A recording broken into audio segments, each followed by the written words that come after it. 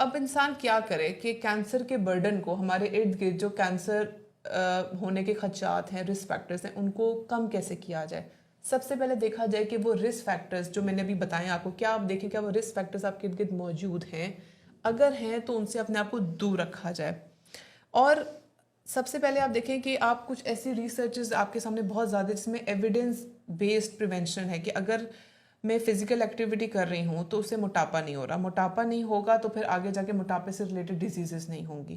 اس کے علاوہ سگریٹ نوشی نہ کریں، شراب نہ پئیں. ہمارے مذہب میں بھی ان سب چیزوں کی طرف ہی فروغ دیا گیا ہے. اور سب سے زیادہ ضروری ہے کہ آپ کو علامات پتہ ہوں.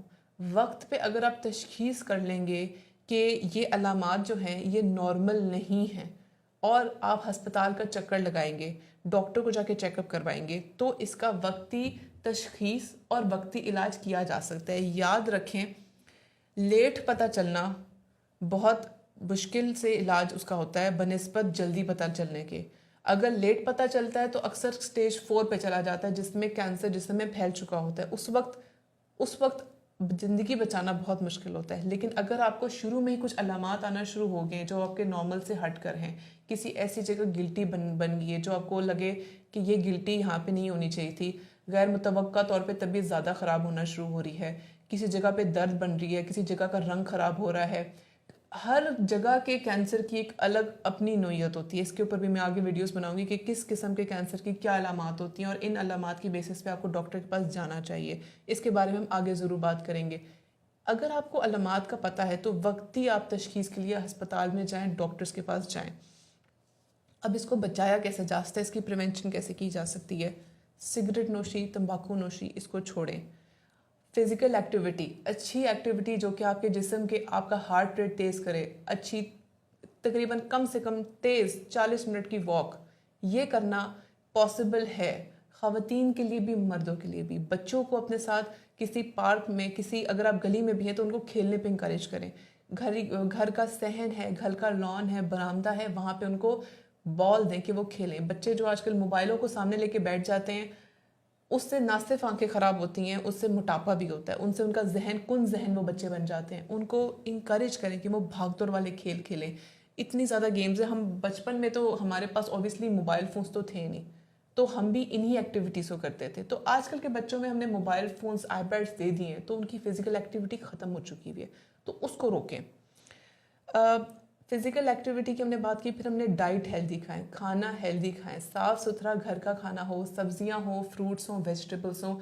کوشش کریں ان جگہوں سے لیں، ان سورسز سے لیں کہ آپ کو پتہ ہو کہ یہ صحیح اگائی گئی ہیں، صاف ستھری مٹی میں، صاف ستھرے پانی میں، صحیح سورسز کی ویجیٹیبلس ہیں، فروٹس ہیں. آپ اپنے ڈائٹ میں پروٹین زیادہ انکریز کریں. اس کے علاوہ آپ اپنے آپ کو ویکسینیٹ کریں. ہیپیٹائٹس بی کی ویکسینیشن موجود ہے، اگر آپ کو نہیں لگی ہوئی تو میک شور کہ وہ آپ نے ویکسینیشن کرائی ہو. سروائکل کینسر کی ویکسین موجود ہے، اس کو لگایا جائے. اس کے علاوہ سورج سے اپنے آپ کو، اس کی جو ریڈیشن ہے یو وی ریز، اس سے بچایا جائے. جو ہیلتھ کیئر پروفیشنلز ہیں جیسے ڈاکٹرز ہیں، ان کے ہاسپٹل میں ارد گرد کافی ایسی ریڈیشنز موجود ہوتی ہیں ہاسپٹلس میں جن سے ان ڈاکٹرز کو بھی کینسر ہونے کا خدشہ ہوتا ہے. تو ادھر بھی پریونشن کی پراپر چیزیں، پریونشن کے پراپر پروٹوکالس کو فالو کیا جائے. بلڈنگ کے بھی کچھ اصول ہوتے ہیں، ان کو پراپر فالو کیا جائے. وہ ڈاکٹرز وہاں موجود ہیں ان کو بھی پراپر اپنی کیئر کرنی چاہیے. اس کے علاوہ گھروں میں ہم نے پلاسٹک کے یوز کو بہت کامن کر دیا ہے. پلاسٹک کے استعمال کو کم کیا جائے. یہ آنتوں کے کینسر کا بہت بڑی وجہ ہے، آنتوں پیٹ کے کینسر کی بہت بڑی وجہ ہے. اس کے علاوہ جو ہم باہر جاتے ہیں تو ہمارے ارد گرد ہوا میں جو پولوشن موجود ہے، جو ہم گندی ہوا میں سانس لے رہے ہیں، یہ پھیپھڑوں کے کینسر کی بہت بڑی وجہ ہے. اگر آپ وقتی تشخیص کر لیتے ہیں تو آپ کا علاج بہت حد تک ممکن ہے. اگر آپ نے ایک چیز کو شروع میں ہی روک لیا، شروع میں ادویات، آپ کی کیمو ریڈیو پہلے شروع ہو گئی، تو پھر آپ کی جان بچائی جا سکتی ہے. اس کے علاوہ ضروری ہے اسکریننگ. اگر آپ کے خاندان میں کسی کو چھاتی کا کینسر پہلے سے ہے، کسی کو جگر کا کینسر ہے، اگر کسی کو خاندان میں آنتوں کا کینسر ہے، تو وہ بندہ جس کے خاندان میں پہلے سے کینسر کی ہسٹری موجود ہے، وہ وقتی تشخیص کی طرف جائے، وقتی اس کا علاج کرے، وقتی اپنے ٹیسٹ کراتا رہے، گاہے بگاہے ہر 6 مہینے بعد ٹیسٹ کراتا رہے، تاکہ اس کو پتہ چل جائے کہ اس کے جسم میں کب چینجز آنا شروع ہو رہے ہیں. کینسر ایک ایسی چیز ہے جس سے سب سے زیادہ اموات آج کل कार्डियोवैस्कुलर डिजीजेस यानी कि दिल के अमराज की वजह से होती है, और second most common cause of death is cancer.